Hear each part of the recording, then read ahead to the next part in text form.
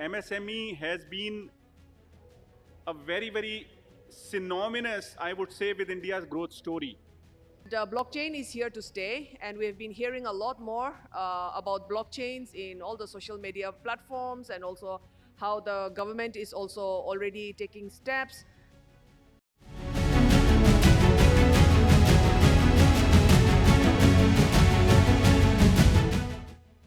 Very good afternoon to all of you. We are now in the fourth session of today's program, and I would like to thank the Electronics and Computer Software Export Promotion Council for organizing this wonderful international conference today with our MSME ministry. And MSME is so proud to be part of this. I know it's a very busy day, quite noisy, and so it's going to be a challenge getting your attention. But the panelists are lined up here. They have excellent topics, and I'm very sure that they will be able to speak because it's their forte, and then they have so much to share, and listening to them is going to be very enriching for this afternoon session. So I would like to welcome all the expert panelists. Mr. Jogendra Singh, President Finance, Hero Corporate Services. He will be speaking on the building a vibrant ecosystem for tech MSMEs, imperatives and concerns. And we have Mr. Rao Bhamidipati, Board Member, RChain Cooperative, Seattle, USA. And we have Mr. Axel Angeli, I hope the name is correct, Advisor, TIE, Deutschland. And he will be speaking on new dimensions in global tech space, a guide to the Indian MSMEs. We also have Mr. Sudhakar Gande, Chairman, US India SME Council and CEO, Jupiter Capital USA. He will be speaking on navigating international markets. And we have Ms. Anubha Prasad, General Manager SIDBI, on enabling tech MSMEs enter global market. So the expert panelists are wonderful, as we can see from their profile and the topic. And for those of you who are here to listen to them, I'm very sure it's going to be very enriching. Ministry of MSME, whatever little we are doing, I think I will say it in my concluding remarks after listening to this expert panelist. So first of all, I would like to call our first speaker and ask him to come and maybe sit there and share, or you want to come, it's up to you. Yeah, Mr. Jogendra Singh, President, Finance, Hero Corporate Service. Sir, your time, please. Thank you very much. Thanks, Mr. Gurmeet Singh, for inviting me to this forum. And it's a wonderful opportunity for me to be here amongst all of you. Very distinguished people I can see out here, some experts. I'm more of a practitioner, so probably I'll just talk about what I see day in and day out. And I thank you, for the great initiative that we are, we have taken for keeping this focus on creating the right ecosystem for MSMEs. So if I really look at India, MSME has been a very synonymous, I would say, with India's growth story. It consists of almost about 6.3 crore units that we have, and is the second largest employment generator in the country. MSMEs are giving almost about 30%, 30.27% of GDP in 18-19. That was a full, financial year. Next 2 years, of course, were sort of written off as far as MSME is concerned. And in this particular year, I think it is very important now, after the COVID is over and the pandemic is, we are trying to see that, this is getting over. So this is probably the right time for us to see how do we create the right kind of ecosystem for MSMEs to grow.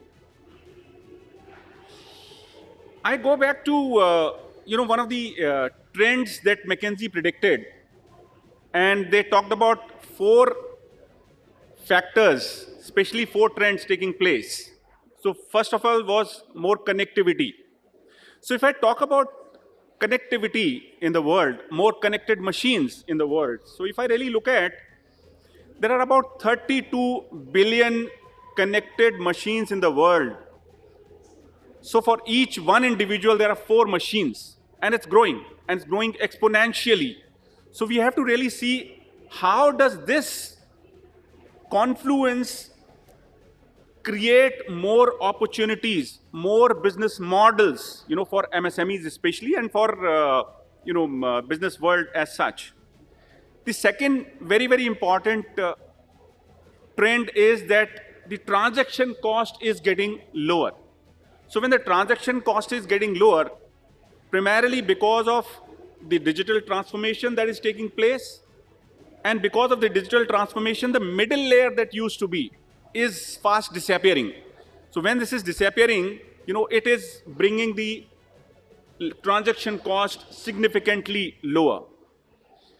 The third, a very important trend is unprecedented automation.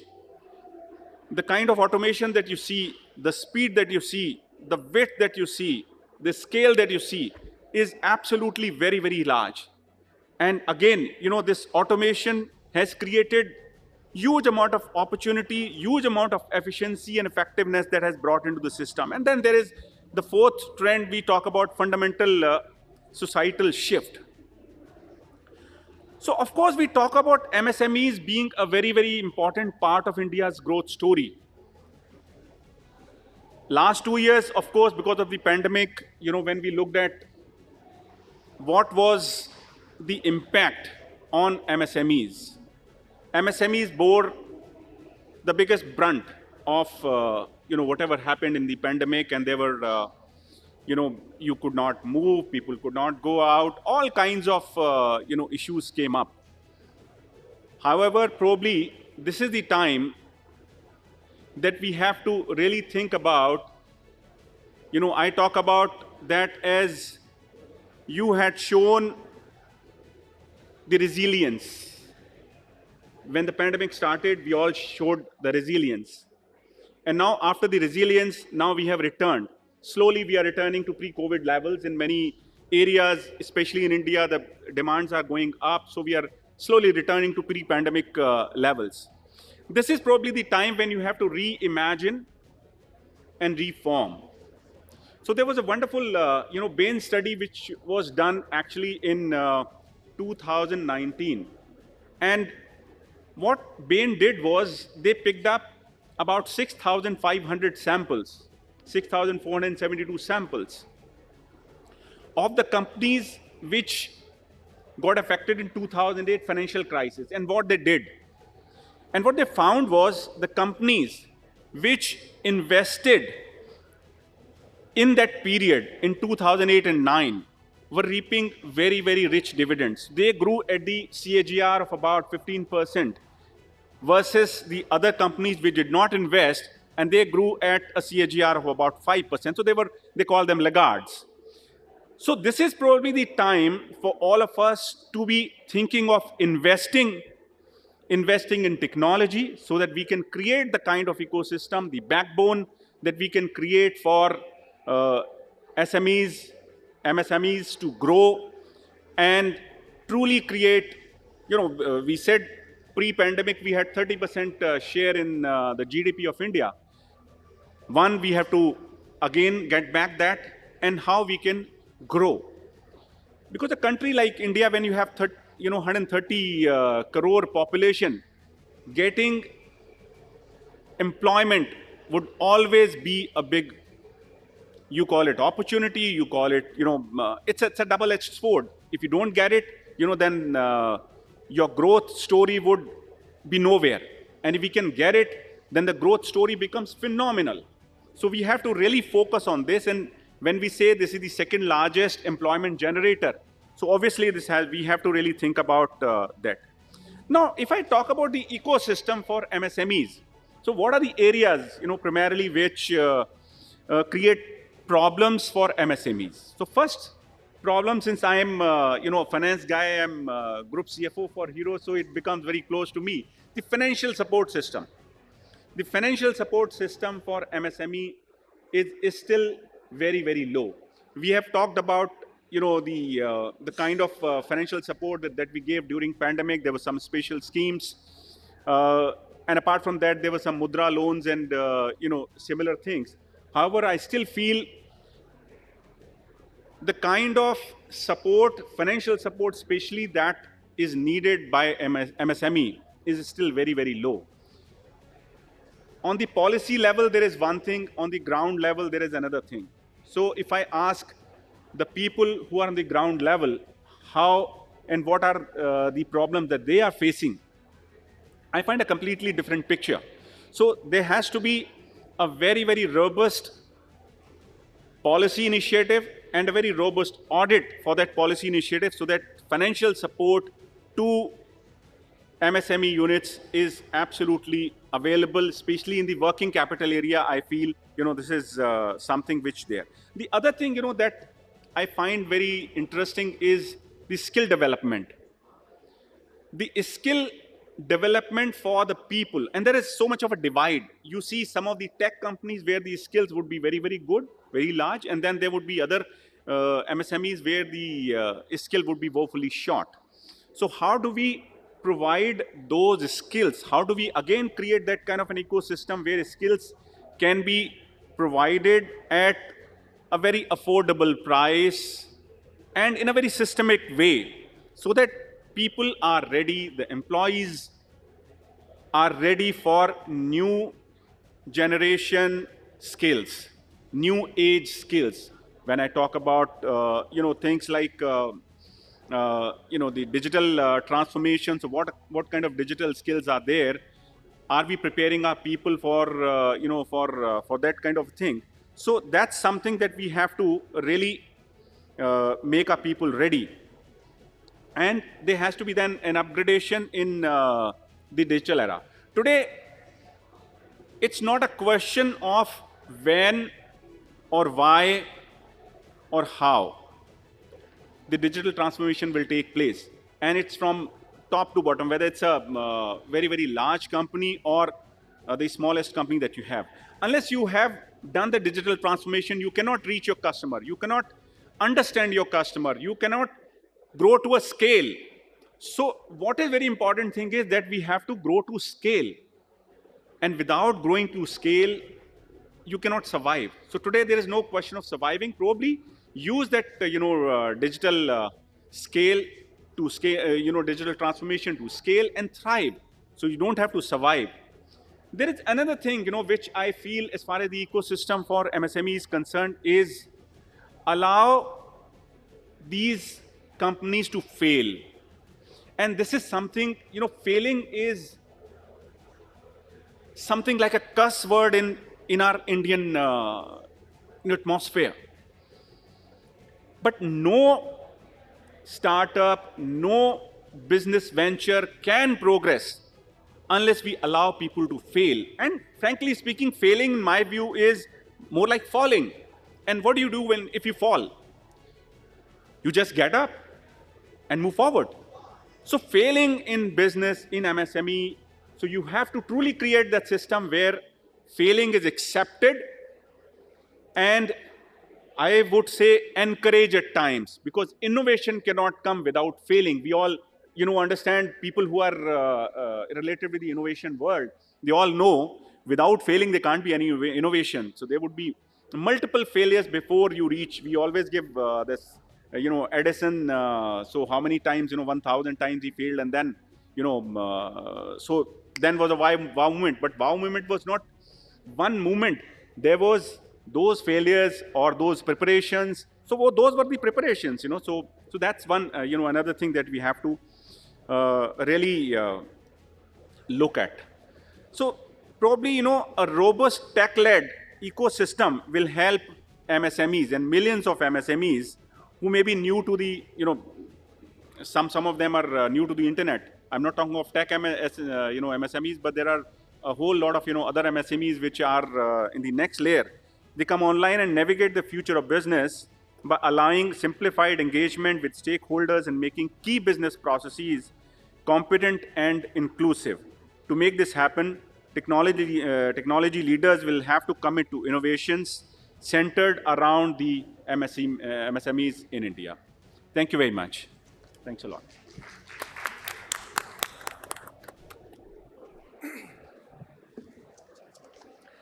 Thank you, Mr. Jogendra Singh. That was very enlightening, and also for pointing out some of the issues that Indian MSMEs are facing. In the Ministry of MSME, we do try to address some of these gaps, but let's admit it, India is very big. And so in spite of giving our very best, we know there is still a lot more to do. And so we are trying our best at the policy level to especially address the problem of financial support, upgradation of skillings, and also skilling according to what the industry requires. So in our new policies for skilling, we are also trying to ask the industry associations to tell us what the industry need, what kind of skillings they need, and how best we can leverage the available jobs in the market for our people. So some of these things we do, and hopefully this year we will be addressing a lot of these as we go on. Thank you very much. Now I call upon Mr. V. Rao Bhamidipati, board member, RChain Cooperative, Seattle, USA, to come and speak on India's tech prowess, view from abroad. Sir.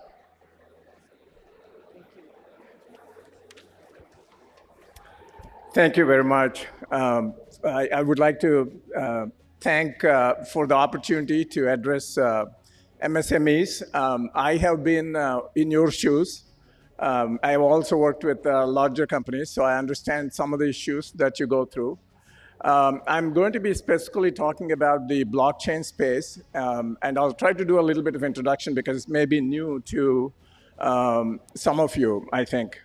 So with that, I want to give you a sense of the growth that's going on in the global blockchain market. This is from Statista. As you can see, right now we're at about 13 billion in market size, and it's expected to go up to 40 billion in a couple of years in 2025. And that's one way to look at it in terms of what's going on in this space. So for those of you that are looking for opportunities to expand or opportunities to do something in this space, that kind of gives you an indication of, you want to be in markets that are growing. So this is one of the areas if you are, if that fits your business strategy. Another way to look at the blockchain space and the growth in there is to say what is going on with the investments in the space. In 2021 alone, there were $25 billion invested in the blockchain space. And so if you look at it cumulatively, including 2021, the total would be probably at least twice or three times that in terms of the total investments that went on. That's just the equity investment side of it. But there is also the crypto token market. The total asset valuation in the crypto token market, if you look at something like coin market cap, is $2 trillion.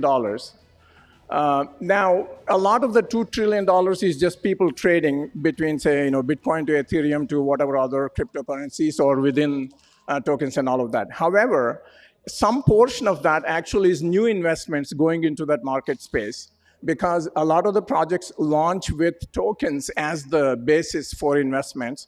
So the new projects that are coming in, whatever money is going into them is also reflected in that $2 trillion. So some portion of that is that. The third thing to note about investments in this space is to recognize that until now, it was really more people that really understood crypto, tech heads, and some VCs that had a lot of the wherewithal, because, for example, Andreessen Horowitz, who were very involved with Web 2.0 and origin of internet. As you know, Mark Andreessen was the one that developed the browser for the web way back in the 1990s. So people like him and companies like that in Silicon Valley plus people that were involved in the crypto investment, they were the ones that were involved with investments early on. Plus, there were a bunch of speculators also, but that's a separate story. I'm just talking about investors. That was what was going on until recently. But now, traditional family offices, traditional investors, including some funds that are catering to retirement funds and all of that, they're coming into this space. They mostly want to invest in equity. So that's the other thing that's going on. And so it's something to think about if you're looking at a business model in this space. One of the key things, of course, and I'll speak to the energy consumption and all of that in just a little bit. One of the key things for these new kind of investors is they want the chains that they're investing in to be sustainable. And let's talk about what that means in just a little bit. Oops. Yeah. For those of you that are not, I'll skip through these couple of slides. I assume at least many of you are familiar with blockchain. But basically, for those of you that are not familiar, I'll give you a functional overview of what a blockchain is all about. It's a lot of activities that we do in business and society in general, they depend on trusted intermediaries. They could be governments, banks, elected representatives. These are all people that you're hoping that they're working on your behalf and doing things on your behalf.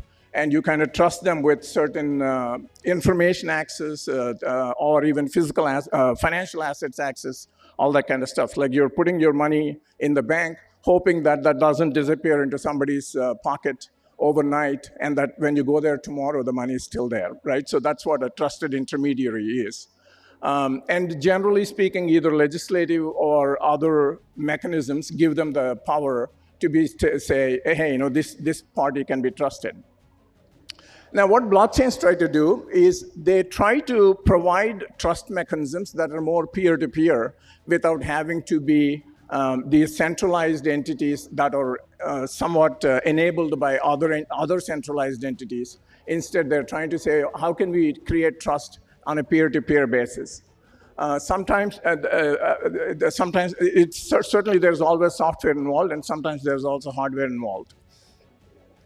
Now, for many of the inventors of blockchain, minimizing the centralization of power and centralization of economics has been a key motivation for invention of the technology. However, in reality, what you see in the marketplace now, whether it's Bitcoin ownership or Ethereum ownership, or even investments into various projects, you see that there's a fair amount of centralization still. You draw the graph of who owns what, and then that kind of quickly falls off. So that's a bit of a problem. The transaction validation is decentralized, but the ownership is not really at this point in time.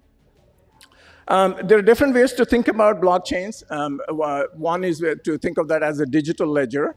So in a way, whatever the bank is doing on the plus and minus side, you're saying now it's open to the public and anybody can see it. But the thing that I want to really talk about is more also like automated multiple digital notaries. So if you are trying to remove a quote unquote trusted intermediary, you need to have a software mechanism where multiple people are running the software and verifying each other's work to make sure that this is not, that somebody is not scamming the system. So that's what really the multiple digital notaries concept is about.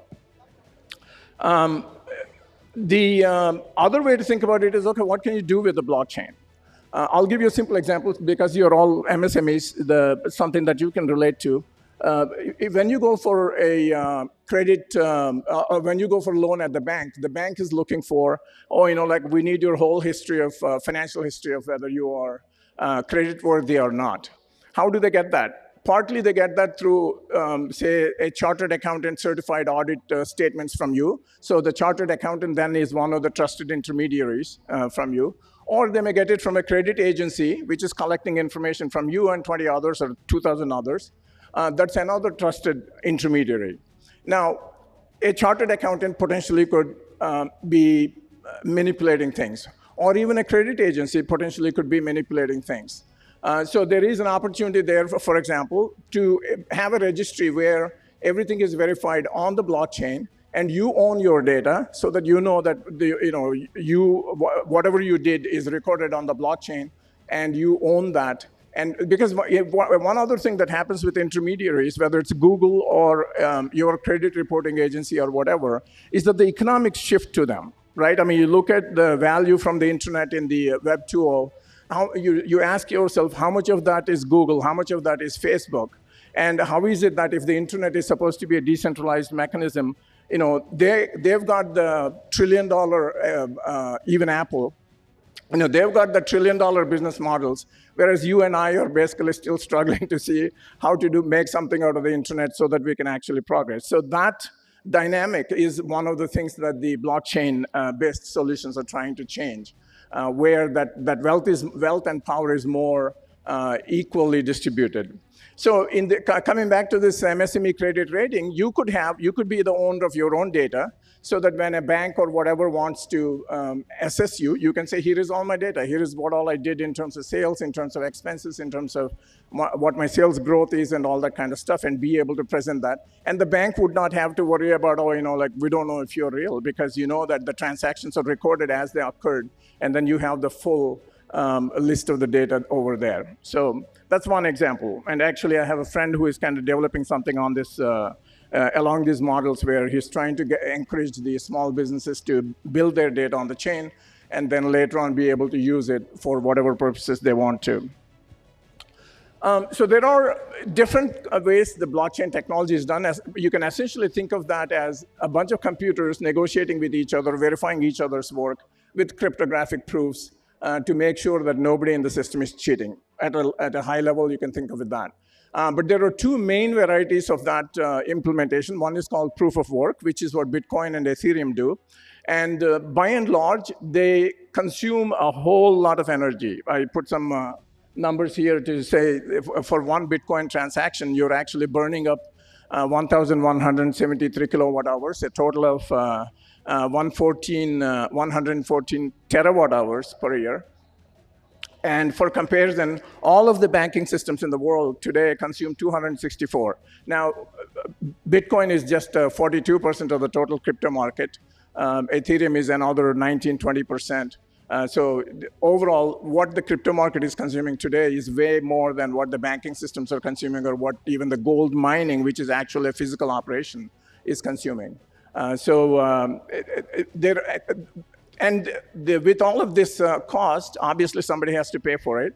And so there are very high transaction costs.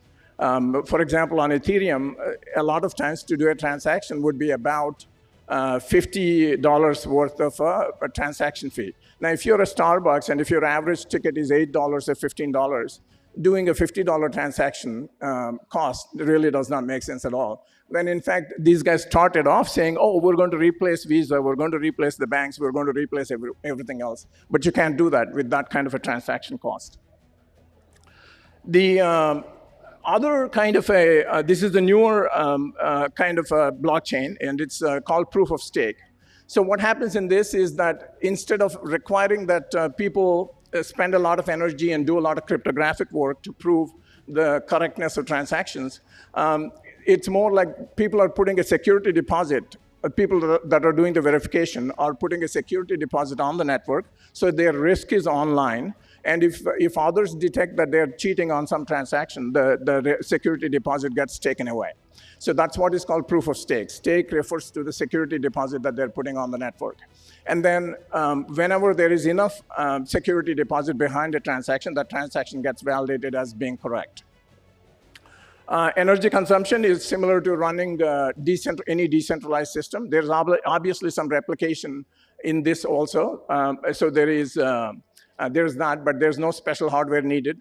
Typically speaking, you can get, at least in our case, ours is a proof of stake network. You get about 1/1,000,000th of the power consumption that you see on Bitcoin or Ethereum. I'll speak to you a little bit about the work that I've been doing for the past 3 years in terms of building this chain.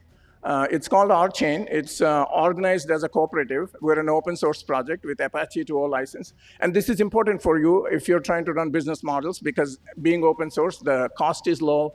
And more importantly, any business models that you create are more protected for future without actually being entangled with somebody else's business model.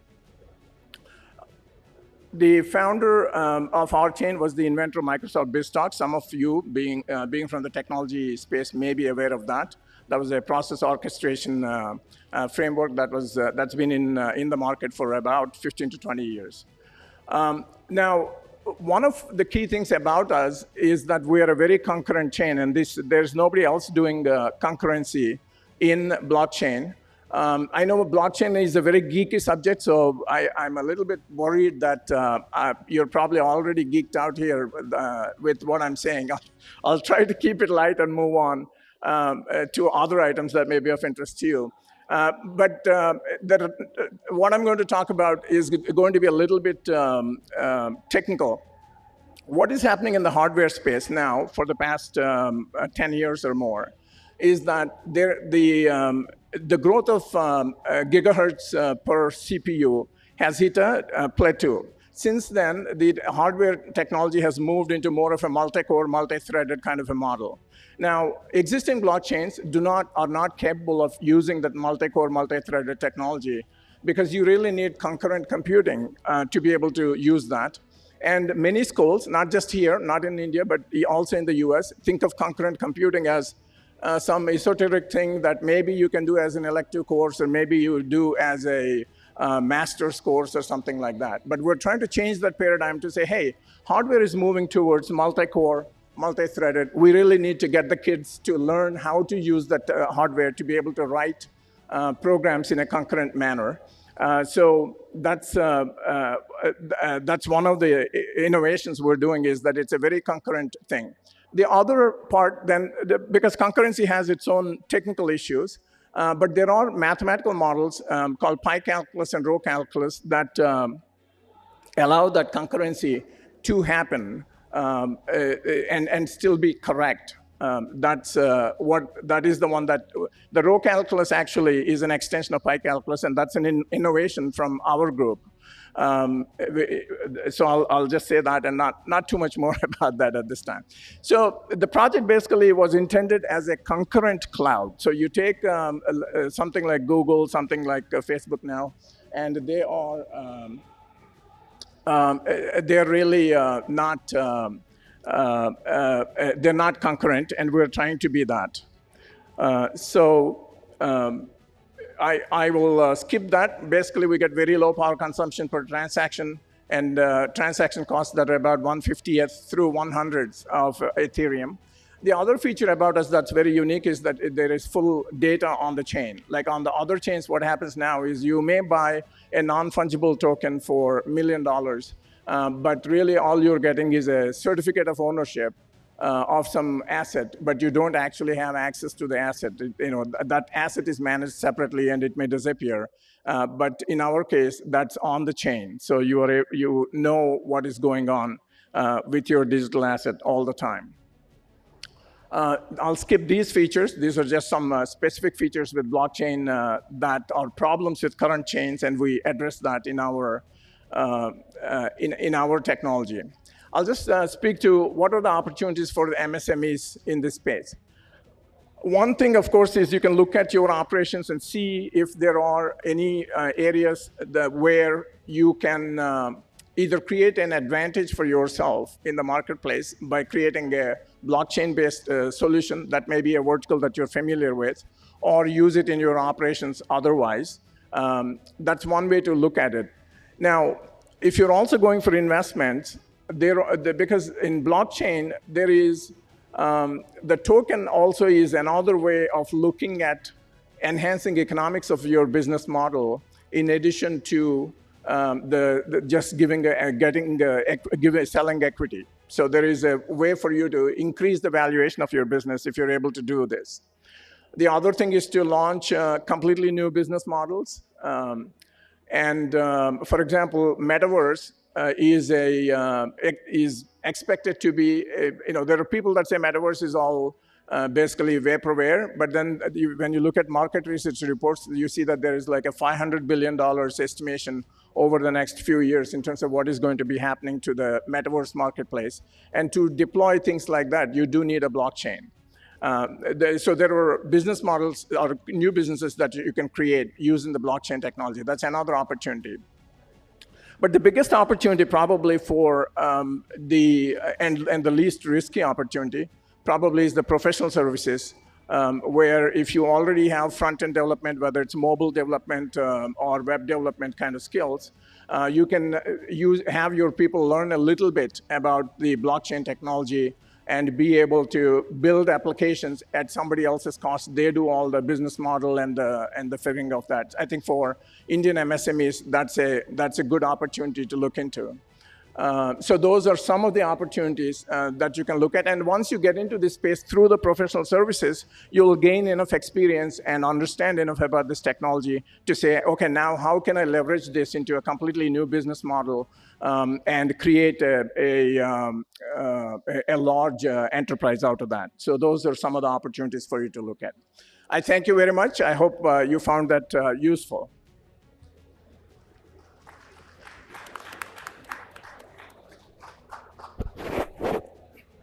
Thank you, Mr. Rao. That was a very enlightening session. I consider myself a dinosaur as far as blockchain and technologies are concerned. And so it's been a learning experience for me personally. I know MSMEs are, as far as the Ministry of MSME Government of India is concerned, we are dealing with, if we say MSME, micro, small and medium, 95% of our units are from the micro units. So one of the problems that our micro units face is that they are quite traditional in a sense, you know, especially in the rural and semi-rural areas, to onboard into the new technologies that are there. And blockchain is here to stay, and we've been hearing a lot more about blockchains in all the social media platforms, and also how the government is also already taking steps. And I'm sure whoever had attended this session had increased their knowledge, and it will be helpful for the MSMEs. So thank you very much, Mr. Rao. Next speaker, I would like to call on Mr. Axel Angeli, Advisor, TIE Deutschland. He will be speaking on the new dimensions in global tech space, a guide to Indian MSMEs. So, sir. 1, 2, 3. Okay, working. Thank you very much for everybody who stayed here and wanted to listen a little bit to me. So I suppose to talk about the technology trends of the future. The topic of this conference, or even the fair, Convergence India, which is now for 30 years, that is reflecting what is going to happen in the next time for sure. This is convergence. Convergence means technology, computer scientists, virtual world, and the real world, they will converge. There will be a confluence of this. This is what we see, what we call today IoT, the Internet of Things. That is already a convergence because we have mechanical devices that are driven by electricity and that are powered by a computer that connects to the Internet. That is already a convergence. So that was a little bit the beginning, but that is a story that is nearly 20, 25 years old. The beginning of IoT, that was somewhere in the time around 1995, mainly that the first hype started. We called it then connectivity.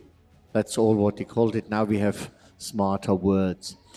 So I'm supposed to give you a prediction about the future. There is one thing that will happen, the future, education. Because think, today, the older you are, the farther you are away. You said already you're a dinosaur in terms of blockchain, because that is something that came really new. And maybe if blockchain is something good for you now, the next generation will come up with something where you feel like a dinosaur. So that's definitely a topic. But I say education. And when you say education, education for the future means I cannot educate a product, I cannot educate a trend. I have to educate concepts of learning. So that is where we start from. And since I say I talk about learning, about education, I want to explain also how we make predictions. So when I now tell you in the next step what my prediction for the future is, I want to explain you first my reasoning, how I approach it. When it comes to innovation, innovation comes normally in two facets. The one, you produce a good that has a real value, or you produce something that is what the people who studied economics, they probably know it, it is called a fetish. Or in classical and profane words, we call it a hype. You have goods that are just the value that you needed to produce it, and we have a value that people are willing to pay. Example, an iPhone. An iPhone is a hype, it's a fetish. You pay $1,000, but the actual value of an iPhone is $20. That is not more that you need to produce it. If you could put the research and development, it's worth $100, but it's definitely not worth $1,000. So that is a hype. A real value is something you produce something and you invest some work in that, some research and development, and you sell it for the price. Classically, nowadays, this is mass products like an automobile or something like this, or a tractor. The people just pay. You have to be very, very small in your margin calculation, this one. How I come with the hype? Because you spoke about the blockchain. Blockchain is definitely a hype. It is a fetish now. And why it's a fetish? Because people who talk about blockchain, not the experts like you, the people out there in the market who want to invest, they mix up two things, blockchains and Bitcoin. The Bitcoin is already an example between fetish and real value. We do this proof of work. The proof of work is as a virtual version of gold mining. I start digging. I have to dig out gold, and if I get a nugget, I have a value and I get something for it. The proof of work, I solve an electronic riddle, which is very complicated to solve. And when I got the solution, I get the nugget, which is the Bitcoin.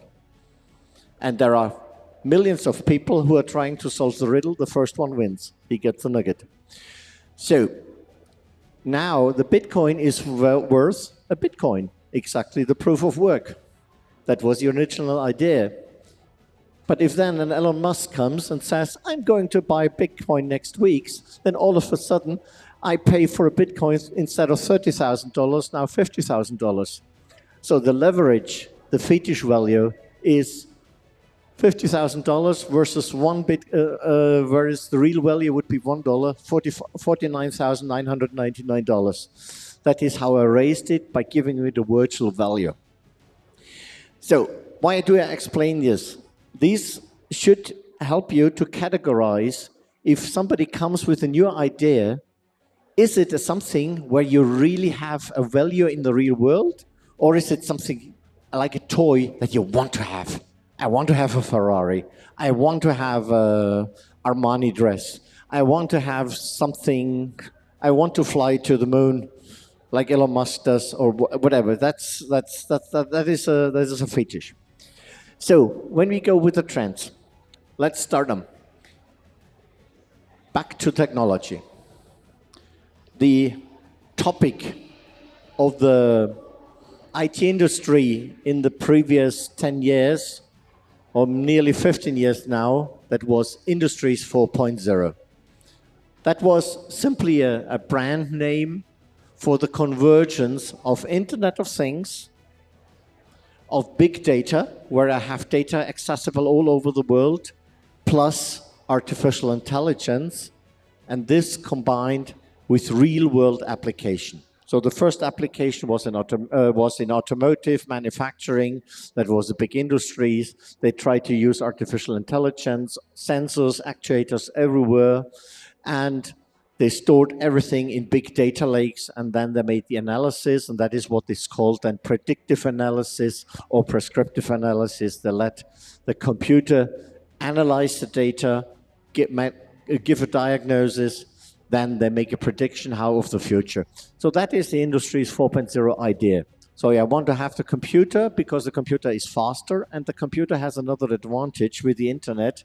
It has access to databases all over the world. Give you another example. When you have a small farm, think about the old times, long, long before the computers have been invented. Now you're growing, let's say, wine. You have a wonderful wine garden.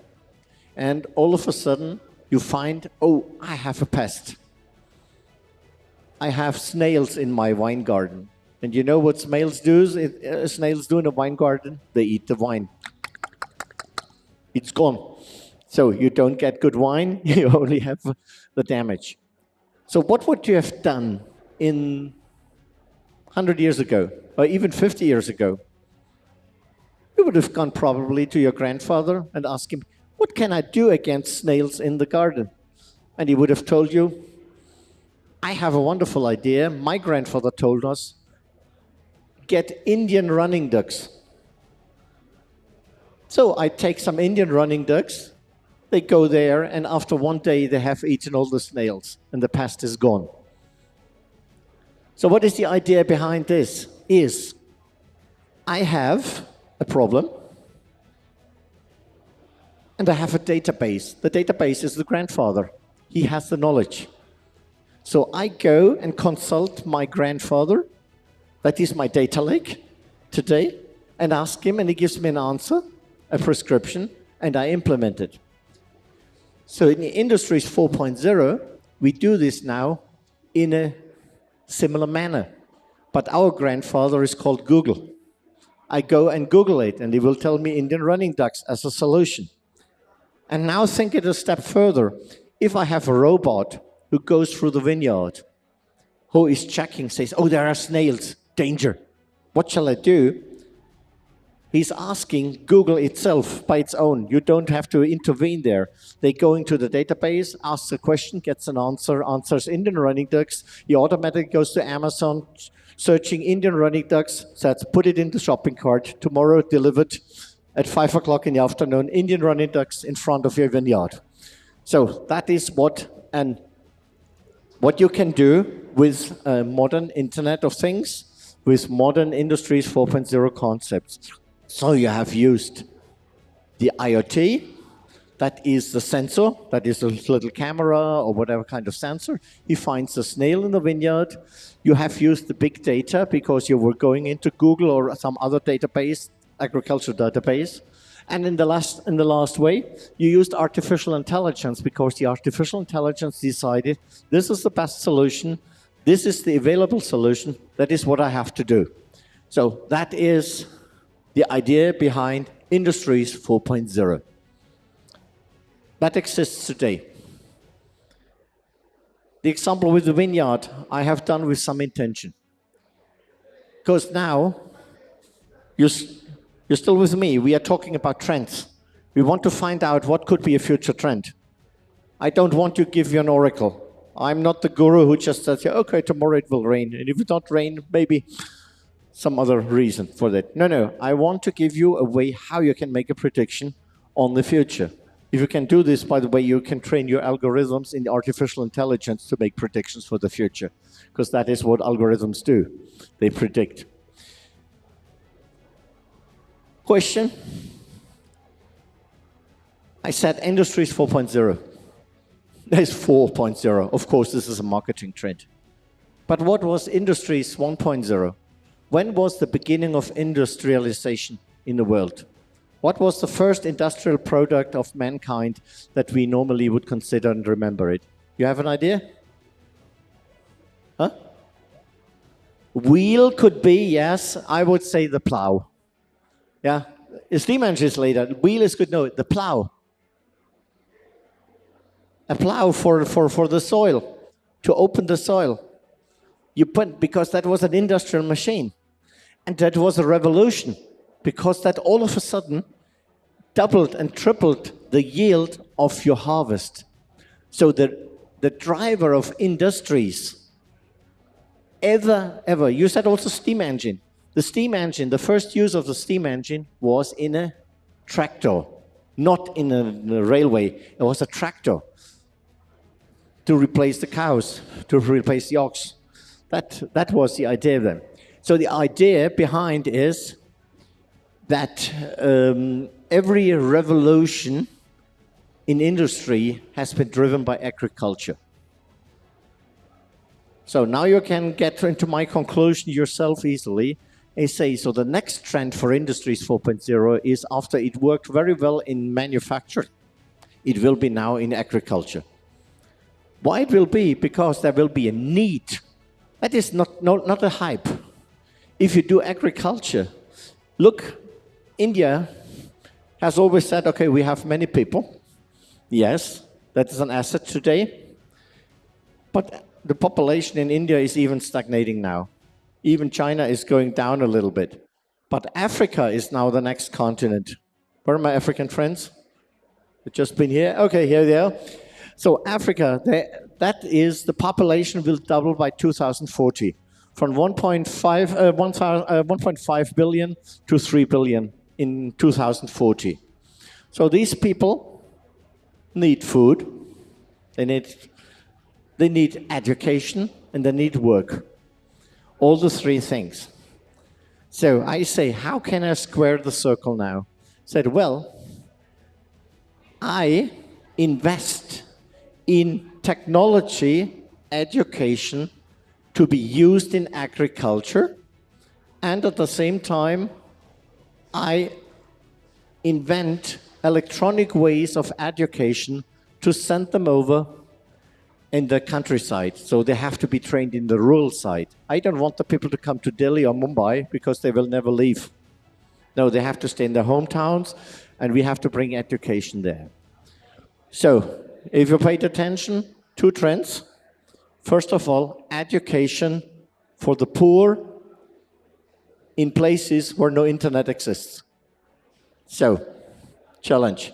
How do I educate electronic media in a place where the internet is even weaker than here? Okay, that's not possible, because here it's practically zero, but that is a way. So, one trend is finding infrastructure to make the people in the remote areas accessible to the internet, because that's a precondition of Internet of Things. That is a precondition of big data. That's a precondition of artificial intelligence. No internet, nothing works. And the second thing is find ways where you can use all this modern technology, this artificial intelligence, and I tell you there will be three areas. The one is the agriculture, which I already showed you. That will be the absolute driver. The second one, from an Indian perspective, you know also that will be logistics, traffic. You have to find smarter ways how to move from A to B. If I have only electronic cars, no driver anymore, the traffic will be much smoother because the cars are communicating with each other. They talk with each other. I know already that the other car is coming from the right, so I decelerate. I spend the least energy possible, and there will not be a crash. So that is the idea, that, that logistics is another one, and of course, the big topic also will be healthcare. That's quite clear. Some may say also sustainability or something, but sustainability for me, that falls under agriculture. That is one. Environment, sustainability, agriculture. That's everything to do. We call it smart nature as a topical. So, finish it up. You wanted to have the trend. I tried to work out also how I come to this prediction, and my prediction will be agriculture 4.0. That is the next trend, not hype. A hype would be exaggerated. That is something, you invest in something that the people want to invest, but that's for the financial markets. No, for the real world, we need agriculture, and because agriculture can only work with technology nowadays. Otherwise, we are not efficient. So, thank you very much for listening to me. I will stop here. I think there are more people here who want to talk. Oh yes, here's more than them. Thank you very much. Thank you very much. Thank you. Thank you, Mr. Axel, Angeli. That was excellent, talking about Industry 4.0. You touch about IoT, artificial intelligence, and also the most important thing, the basic needs of human being, how agriculture will always remain the main focus, even when we have so many technologies and advancement in science, we will still require food to survive. And so you have highlighted that. Thank you very much. The next speaker is Mr. Sudhakar Gande, Chairman, US India SME Council and CEO, Jupiter Capital USA. He will be speaking on navigating international markets. A very interesting topic. Sir, the stage is yours. Thank you very much. I thank the organizers for giving me this opportunity to speak on this august audience. Today, the topic given to me is very specific, so I will stick to the topic. I will not go far beyond that. That is navigating in the international markets. How the Indian tech entrepreneurs, the technology entrepreneurs, should prepare while attempting to enter the global markets. So since a specific focus on MSME, I would only like to give 2 data points. Out of the $400 billion exports we have done, close to 40% is from MSME. There's a very high percentage, 40%. Second thing is, this covers various sectors, various countries, various geographies, various technologies, etc. Now, looking at first part of my discussion will be on what are the sectors MSMEs will look into international markets, in addition to whatever areas they are definitely operating today. One area of very importance is SaaS, because a lot of Indian companies made an entry at the smaller and medium companies in overseas markets, not in the enterprise. The enterprise consists almost 75% of the markets for SaaS. So this is one area you must look at. And one way of looking at it is you should talk to the larger IT companies and work along with them. That could be one area, one way of doing it. Second area I recommend is manufacturing, because of the exodus from China, a whole lot of other countries, from China to other countries. There's one area to look at. There is a huge, huge opportunity. Sky is the limit. Whichever area of manufacturing you are in, you should look at this. Third area which I strongly recommend is global supply chain, global value chain. There are so many gaps in so many places and so many manufacturing that you should look at this as an opportunity. Now the timing is right with the Government of India focus on MSMEs, Government of India focus on Atmanirbhar Bharat, whole lot of things. I think with the various schemes announced by government, for MSMEs is the right time to enter the global markets, particularly in technology space. I would like to only leave 2-3 important points for tech companies going abroad. One, make sure all that software, tools, methods, processes you do are global. Whichever area you're in. They should be absolutely global. The technology infrastructure, all should be at least the best in the world or close to the best in the world. Second, whichever country you are going, please remember the local requirement. You hire people from that market, take the experts from that market and integrate with what you are doing. So localizing in those markets, very, very important. Third, equally important is draw from experience, expertise of some of the people who worked. This I'm saying from our own experience. One of the companies we invested and I'm closely involved is a company called Axel Cadis Technologies. It is a company predominantly involved in engineering design services on aerospace, defense, manufacturing, heavy engineering, etc. And about 10 years back, we were a company with a size of about $1 million revenue, 40-50 employees. Today, I'm very proud to say we have close to $100 million revenue, and we are operating in 12 countries globally. 12 countries, and we have more than 20 OEMs as our customers. Okay? And this is done in a span of less than almost like 10 years. How did we do it? See, when we acquired a company which was working with Caterpillar, it's a small company of 4 million, which is a link with India. But we drawn the expertise from the Caterpillar ex-employees, including people who retired from Caterpillar, okay? And integrated with our Indian manpower. I can say with one thing with a pride, that our engineers are among the best. I mean, they can pick up very, very fast. So we build that business, which is a $4 million business, into $20 million less than 5 years. With the same client, Caterpillar. When we acquired this company called Cadis, which is started by ex-Infosys co-founder Mr. Raghavan, into aerospace design work. This was hardly a company with a size of about 5.5 million. I'm very proud to say in less than 5 years, we have moved it from 5.5 million to close to 30 million. We were working with one subsidiary of Airbus. From there, we went to parent company of Airbus.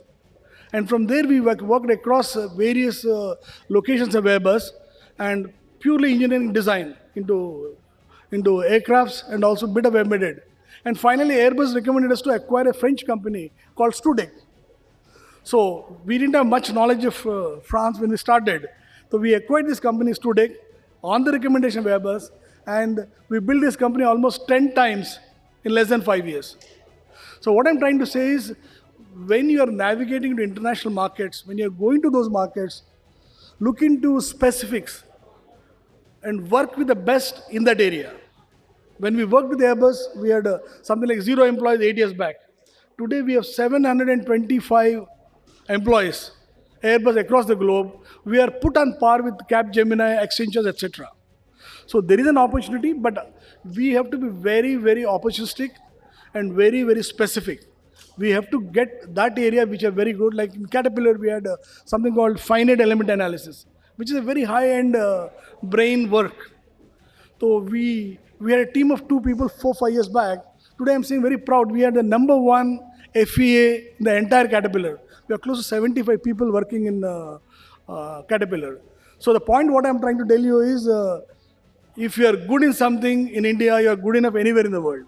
But please integrate the local people. Like my French business is run by a French CEO, and our Germany business is run by a German CEO. We have an office in Hamburg, Augsburg, and within France we have Toulouse, Saint-Nazaire, whole lot of places.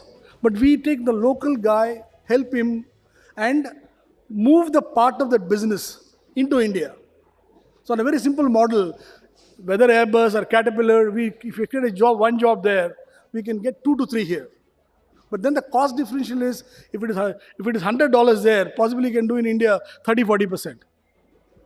But there is no escape from one important thing: the delivery standards, the technology standards has to be the best compared to anybody in the world. So just to give one example of one insurance guy whom I met in a flight, I asked, this guy was what they call millionaire roundtable insurer. He's a very average guy. I asked him, he said, I'm the longest insurance millionaire for 15 years in UK. I asked him, how did you, if you give me one reason for success, you tell me. He said, it's very simple. Get one client, beat him to death, satisfy him, a good client. Once he says, I'm satisfied, then ask him, give me 2 more introductions. He said, this is what I've done all my life. Now, going back to our own personal experience, whether it's Caterpillar or Airbus. Airbus, once we finished, one of the Airbus senior guy gone to Bombardier. We went to Montreal, met him. Within 6 months, we are in. Today, we have more than 150 people working in Bombardier, both in India and in Canada locations. So, finally, what I want to say is, what you're doing, do it right, get the global systems, processes, and try to be the best, then go wherever in the world, because there are opportunities that are huge, and next 10 to 20 years, 15, 20 years, I see exceptionally huge opportunities for technology entrepreneurs. And like our own organization, US-India SME Council, where I'm the chairman, we try to put companies together from India, like we were trying to bring a delegation from Boeing and Lockheed Martin to India, the Tier 1 suppliers. So don't feel shy, go to some of these conferences, meet people. You are as good as anybody else. But just pick up that one contact and work on that and make it a big success. Thank you very much.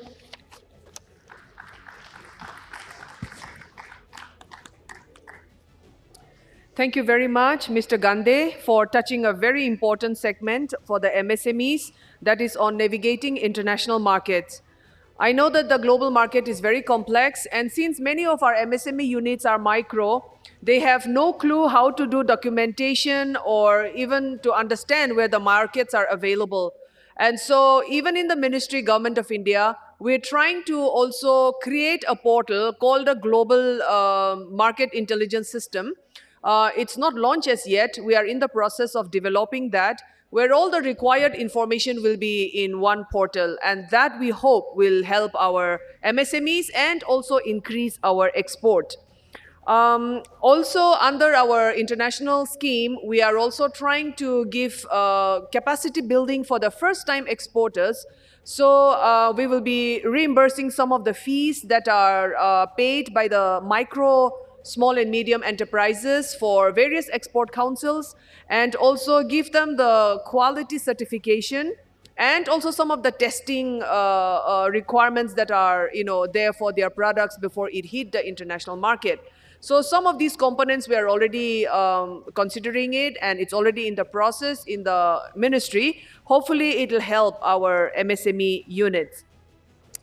The final speaker for our session today is Mr. Javed Siddiqui. He is general manager, is it SIDBI? Yeah, from the SIDBI, and he will be speaking on enabling tech MSMEs enter global markets. Thank you. Come.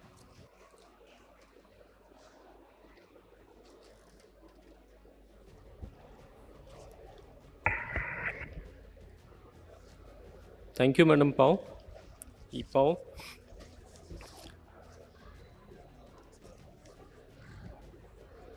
Good afternoon, everyone. I come from Small Industries Development Bank of India, an All India apex financial institution set up by Government of India in the year 1990. So it's almost 32 years old institution. Our role is to promote, develop and finance micro, small and medium enterprises, and also to coordinate the activities of institutions engaged in similar activities. By now, I think we have a fair idea of what a micro, small and medium enterprise is. And it has grown in size over the years. And at present, we have almost 6.3 crore units in the country, employing 11 crores directly. The MSME contributes 35% to the GDP of the country. That's a big achievement. Along with that, it contributes roughly 40% to the exports of the country. Over the years, the definition of micro and small units has changed. Earlier, there used to be a micro and a small enterprise. Subsequently, medium enterprise was defined. And 2 years back, the Ministry of Micro, Small and Medium Enterprises enlarged the scope. And now, any enterprise having investment up to 50 crores in plant and machinery and turnover of 250 crores is treated as a medium enterprise. So anything in between a micro unit, then a small unit, and then a medium unit. The advantage of being a micro, small and medium enterprise was that certain priority sector lending facility was allowed to be availed by these units, and the banks were given targets to lend 40% of their net lending funds to these units. Plus, a number of products were selectively reserved for these units. They could be manufactured only by these small and medium units, micro units. So because of those advantages, inherently the mindset was that I should continue to be a small and a micro unit so that I get those benefits. That led to a stage where the units were not innovating, they were not adopting better technologies, and the end result was that 95% of the units continued to be micro units. However, now that the definition itself has been expanded, and any unit having an investment of 50 crores and turnover of 250 crores will continue to be a medium industry, So that has given a lot of impetus to the units to go for technical advancement. Now we are seeing a number of units coming up for technical innovations, adopting new technologies or innovating on their own or setting up R&D facilities in their own. Even the engineering companies are adopting R&D facilities, the pharma units, the small and medium pharma units are having their R&D facilities of their own. So that is a very welcome sign. Since we have a lot of visitors from US and Germany and Africa, so the country offers a lot of investment opportunities in these micro, small and medium enterprises on the technology front. The units have the capability to manufacture, they have best of the manpower, they have the mindset to innovate and grow. What they need is better technology. Two options are there. Either they innovate on their own, they do their R&D and create the technology, or they adopt the technology that is readily available. It will be either available maybe with the developed countries, or it is very much available in our own technical institutes. So probably the convergence that is happening in the form of an India Expo, I also look forward to see a lot of convergence happening in the technology space, in the manufacturing space, to help these MSME units adopt the technologies that is available worldwide, or the academia, the industry and the financial institutions coming together and supporting these micro units so that the technology that is available, they are commercialized. Lot of technology is available in the Indian Institute of Technologies, the IISCs, the DRDOs, the CSIR labs, which are waiting to be commercialized. And possibly and probably, my MSMEs do not have that much of information. So in case we have a technology bank kind of thing, which can disseminate this information to the MSME and let them adopt these technologies and grow. The government of India is doing fantastic work. By increasing the definition, it has shown the intention that yes, if you want to continue to enjoy the benefit of a small and a medium enterprise, you can still grow and get those continue to get those benefits. It will not be closed very soon. The PLI scheme that the government of India has come forward with, that is giving a big boost to the manufacturing.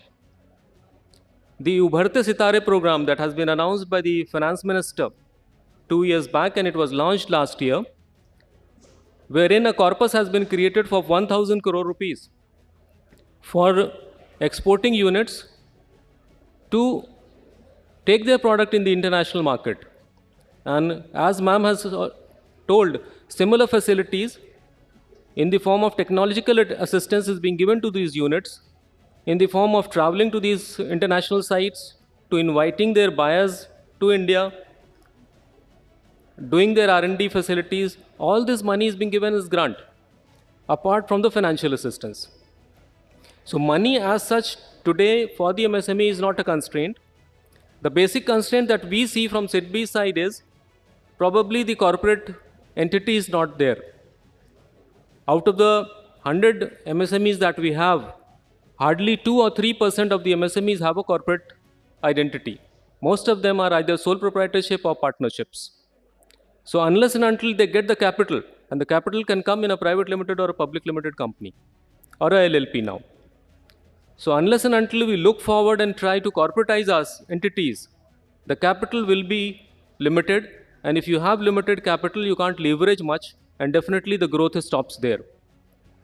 So I look forward to the MSME units becoming corporates, having corporate culture, taking up technology innovations, doing R&D and growing. Finance per se is not a constraint. I was told that I should not be speaking about the schemes of SIDBI, so I'll not speak about schemes of SIDBI, but anyone who is interested, we have a regional office and a branch office in Delhi. So we are basically a financial institution, so we are in the most of the industrial clusters we are functioning there. But you can always Google SIDBI, and we have very good schemes for you, and you are welcome to take the benefits. Thank you so much.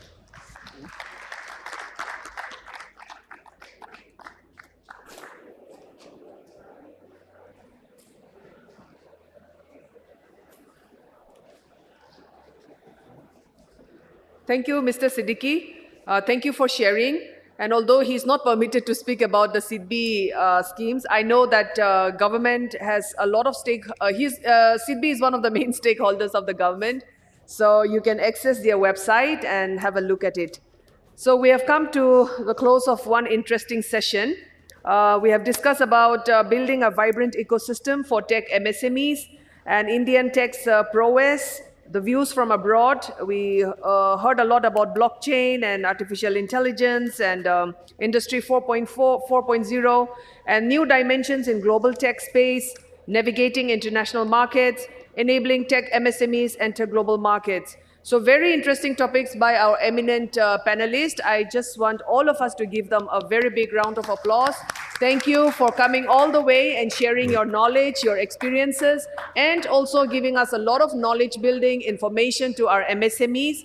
And whoever had attended today, I'm very sure it has been a very enriching experience. And I hope that we will continue to network and continue to share our knowledge and also experiences and build up our MSMEs. Thank you very much. I now hand it over to our ma'am. Before we close, I would like to request Mr. V. Sagar, Vice Chairman, ESC, to give the mementos to esteemed speakers and chairperson.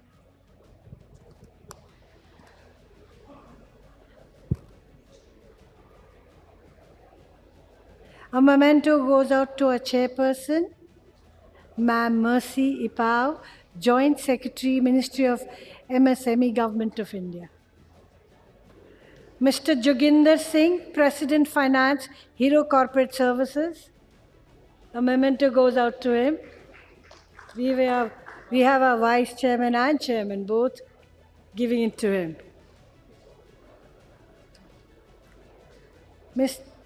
Mr. Axel, Angeli. A memento goes up to him, given by our Chairman and Chairman ESC.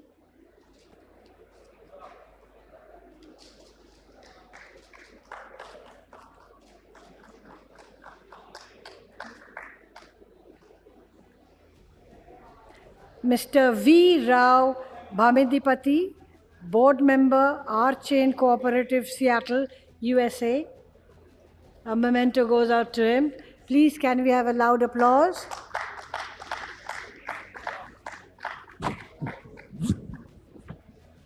Mr. Sudhakar, he's the Chairman,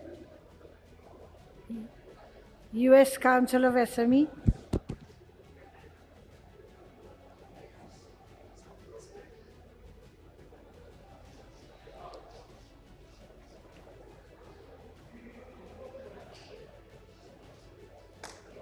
And Mr. Javed Siddiqui, DGM, SIDBI. A token of our appreciation, sir.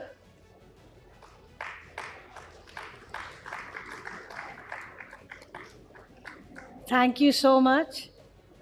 Now can I hand over the mic to our ED, ESC, Mr. Gurmeet Singh. May I have you here, please? Yes. Can we have a group photo?